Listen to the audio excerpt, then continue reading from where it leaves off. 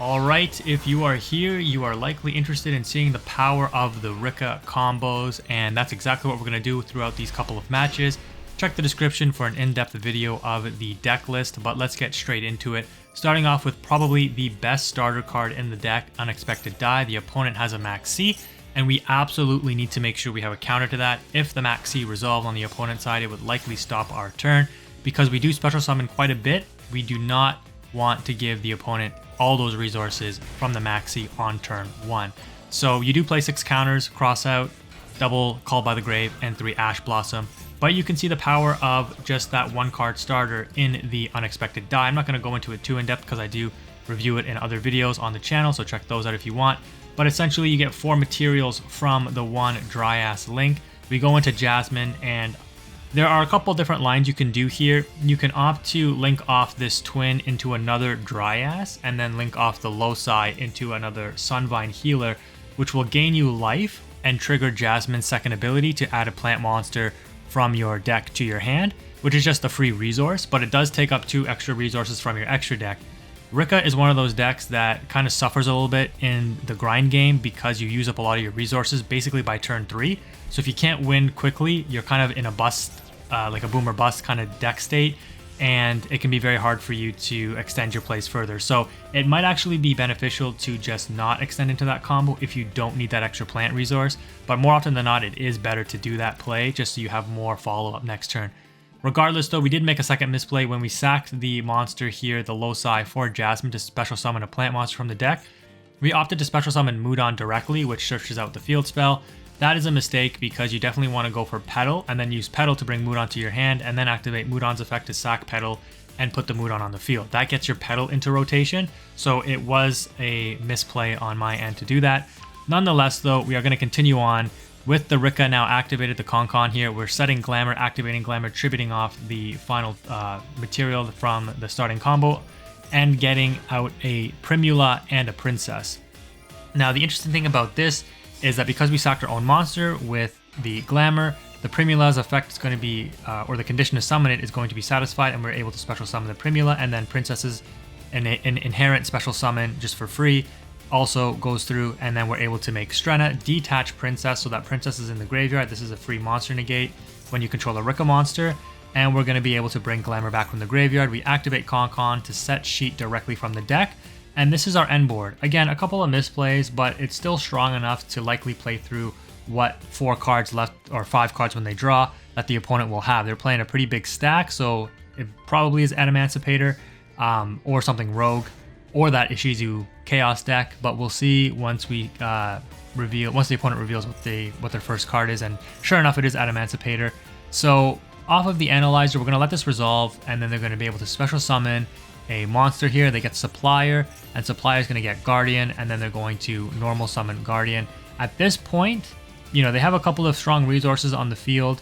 They have the ability to synchro off into the Adamancipator Dragon, or, you know, Baron, or not Baron, sorry, or I guess they wouldn't go into Borreload yet because they need a link material, but they definitely have some extension plays. So we're going to shut down the Guardian, which is a free monster negate. So we activate Sheet, trigger Con to tribute the Guardian, and then we're going to take Adamancipator Analyzer here, which turns it into a plant, which means if the opponent attempted to activate another monster effect, because we still control a Rikka monster, if we activate Princess, quick effect, to tribute 1 plant monster and return it to the deck for cost, we can actually tribute the opponent's card that we took, and then that would leave them on even fewer resources. So the opponent smartly just passes their turn, and this is the power of Rikka. Like, it just shut down the opponent's whole play. If they're playing anything monster based, Rikka is going to, like, usually be I don't want to say unbeatable, but it's really, really strong going first.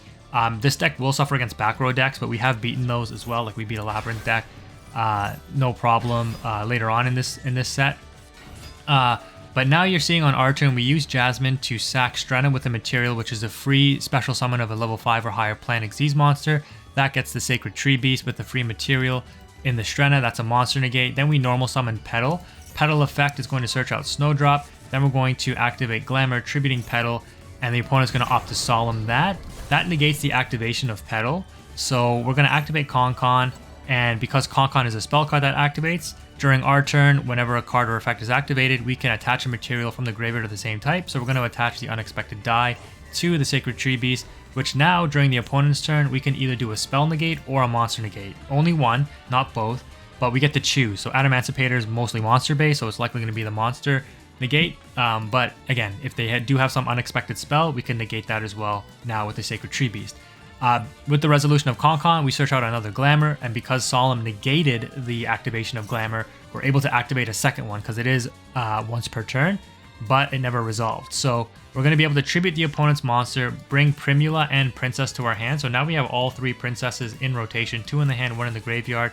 And now we're going to special summon Princess, activate Snowdrop, tributing that special summon Princess to special summon out the 3rd Princess and the Snowdrop itself. And then we're going to make everything level 8, go into Teardrop, go into the High Protector as well, but the opponent's seen enough and they just scoop it up. Alright, in this next matchup here, alright, going second, and we actually draw our going second card in Evenly Matched, so that's great. Can we also draw the Dark Ruler? That would be the perfect combination, but actually, oh man, they're playing Eldlich, so Eldlich is a back row deck, and Rikka really suffers, and oh my gosh, we do draw the Dark Ruler. We have the perfect combo, but unfortunately, like I said, against Eldlich, this isn't the best because we have nothing to negate with Dark Ruler. The Evenly Matched can be pretty good, but Eldlich does play negates, so that's not the greatest. The opponent is going to max C on our special summon of Mudon because we normal summon Twin. This is a brick to draw for sure, and you only play one of it in the deck, so the fact that you draw it is pretty bad, but we tried to extend a little bit, but we have 2 Mudons in our hand, which again isn't great, but we get the Concon's field spell off the Mudon search, and we're just going to end our turn here. We're not going to try to Glamour extend, because like I mentioned in the previous match, if you don't have the negate to max C, that does shut you down basically, because you can't afford to give your opponent all those extra resources. Nibiru also is a crux against Rikka, but you can usually play around Nibiru or at least negate the Nibiru by getting a princess in your hand and negating the Nibiru effect with the Rikka princess, but I'll go over that a little bit later because that does happen to us. The opponent unfortunately has a second Eldlich, and this is super bad for us because they send a Solemn, which is interesting. I would definitely kept a Solemn, but or maybe they had to send it.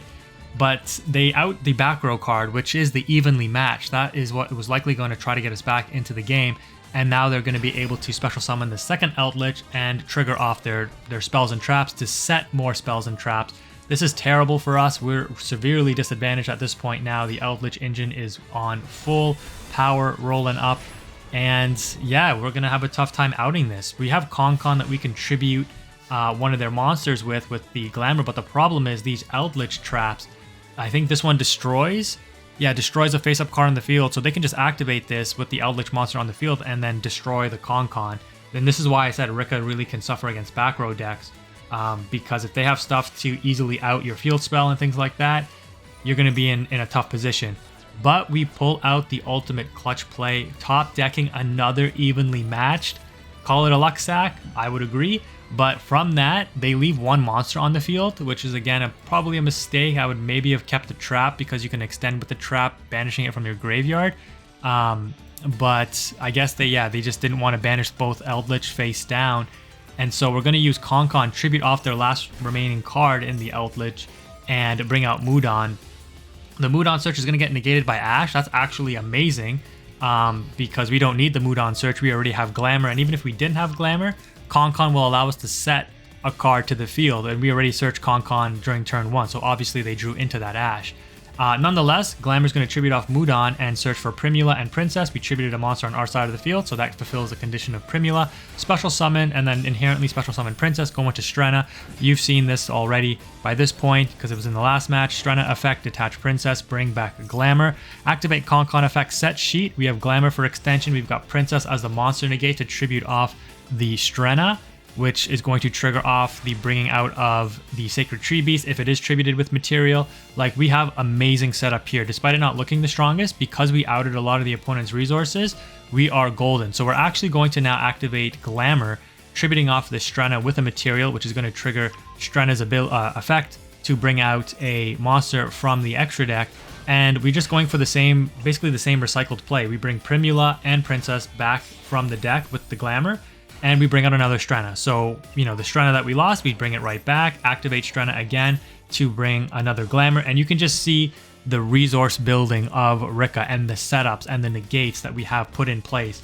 And And this is why I play that going second package. Again, the deck list is in the description outlining why I play the deck this way and how I play it. I opt to build the deck around board breakers rather than hand traps because I just think it gives you more utility against the decks that Rikka suffers against, right? So again, Eldlich is more of a back row deck. And if we were playing hand traps, we're not going to stop things like the Conquistador from special summoning to the field and popping a card on our field with a hand trap, right? Necessarily. I mean, I guess there might be a hand trap, but again, situationally drawing a hand trap versus just drawing an evenly match and clearing off the board, right? Because against Eldlich, against Labyrinth, they're probably not going to want to banish their boss monsters because that's their main engine card.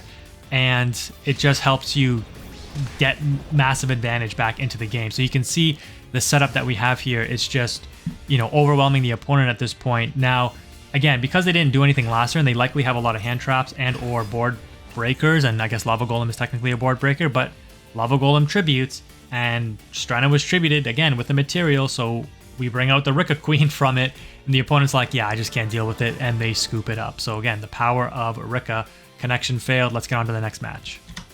All right, we continue on the streak, and it's just been absolutely incredible. So double unexpected die. This is not once per turn, so even if this got ashed, we wouldn't even need to use the call by if we didn't want to. We can just activate the second one. But we get the dry ass out. The opponent doesn't seem to have any interruptions right now, so we're going to be able to go full combo. And I think in this one I do full off optimized combo to get every single piece of resource that we could possibly want. We already have the Con in hand. But you're going to actually see me go for the play that I described in the first match where we tribute off Twin for a second Dryas, we tribute off Loci, or I should say Link off, for the healer, gain life, trigger Jasmine's ability, and that searches out a Princess. Then we're going to activate Jasmine, trigger off the healer, bring out a Petal, and then because we tributed a monster, that activates Primula, activate Petal now to search for Mudon, activate Concon, activate Mudon, tributing Petal, special summon Mudon, activate Mudon, bring Glamour. So you can just see, like, this is insane, right? And the nice thing too is even if the opponent had Nibiru at this point, we have Princess in hand. We can negate the Nibiru. Yes, it would cost us to tribute a plant monster and send Princess back to the deck, but we have Glamour. We can just bring Princess back with another Primula even, and then special summon Princess to the field. Like, you have answers to a lot of things with the Rikka. It's amazing, and you're able to still set up your turn one board, usually playing through monster negates, imperms, and other things like that. So it's really nice, and that's probably what's in the title of this video, I would assume, board breaker / playing through negates. But again, you see us just go into the standard play, Strenna, detach Princess, bring back Glamour, Concon is going to set Sheet again, and I don't even think we need to go into Snowdrop at this point. We're going to take an alternative point of play, going for Malias, which is just essentially, if you don't know, this card is basically Transco Talker for plants. It just brings back the Loci, which allows you to link off into the Link 4 monster in the Resurgent. And now we pass the turn over with a free bounce. The Strenna on field with Sheet backing it up, a call by interruption, a Princess negate. Like, if we had an Ash or a Mag C2, like, our field is just stacked. The opponent reveals they're on Matchmech, discarding Circular for mining, meaning that they probably have a second Circular in hand. I do play this a little weird, I guess, looking back on it. But the opponent gets out Subtraction, targeting the attack point loss on the Resurgent. Then they activate Circular, sending Sigma, traditional play. And I make an odd decision here, I guess, to negate the Circular. I maybe should have let this be summoned and then activated my effects to prevent it getting the second effect of getting a spell or trap. But doing it this way keeps the Circular in their hand. It just negates it, which means they can't activate it again. But they already got the Sigma in the graveyard. Now, when we negated it with the Princess, we did opt to tribute their Subtraction, which gets it off the field, which is nice. They normal summon Diameter, which is going to bring back a Subtraction here. And this is when we Rikka Sheet, tributing off the Strenna to take the Subtraction. So again, this is keeping them on one material. I know they still have the Sigma that they can bring out from the graveyard, but if they do, I'm going to be able to use the Resurgent to bounce it. And even though it says it's supposed to bounce it back to hand, because the Sigma will be under the condition that when it leaves the field, it's going to get banished, it will actually just get banished. It wouldn't go back to their hand. So it's a free out of material for the opponent, and we know they already have a negated Circular in hand. So there's two more resources that we have to try to play through, and the opponent already used their normal summon. So Strenna's effect activates now because we tributed it, bringing out another monster negate. They actually have Microcoder in hand, which means they're going for a Code Talker Link. And sure enough, they bring out Code Talker and get it boosted up by attaching it to the Resurgent Link monster that we have. we're going to call by the microcoder to prevent them searching for a Signet spell or trap. And again, we still have some interruptions. We have a monster negate here, which we're going to use now on Sigma. Again, an odd play, but I didn't want them to bring out Sigma and then link off into something else. So I just opted to negate it straight up with the Sacred Tree Beast. They have one other mystery card in hand that they can maybe extend with. They set a card and attempt to go battle phase, and that's when I trigger off the Resurgent, because this is only during main phase.